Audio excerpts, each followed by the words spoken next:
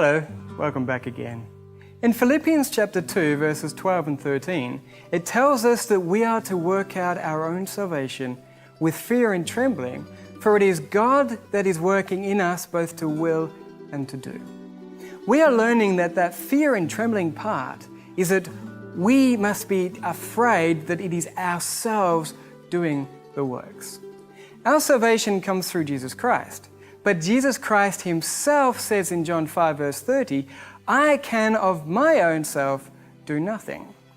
In Hebrews 5 verse 7 it says that in the days of his flesh he offered up prayers and supplications with strong crying and tears unto him that could save him from death.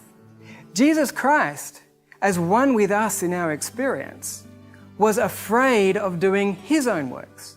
Just as we are to have fear and trembling, Jesus Christ had fear and trembling also.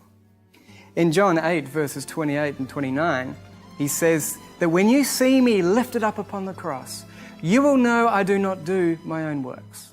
Because as he partook of humanity, he partook of the same fear and the dread of pain and suffering and the consequences of sin. And he wanted to run from that situation. But he prayed, not my human will, but thy will be done. Father, I will let you work your obedience within me. In verse 29, he says, I do always those things that please him.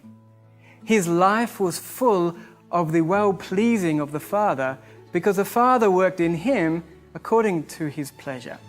But in Hebrews 11 verse 6, it says that without faith, it is impossible to please him.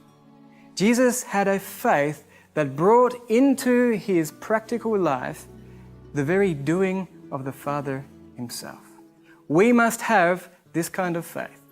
What then is faith? Join me next time.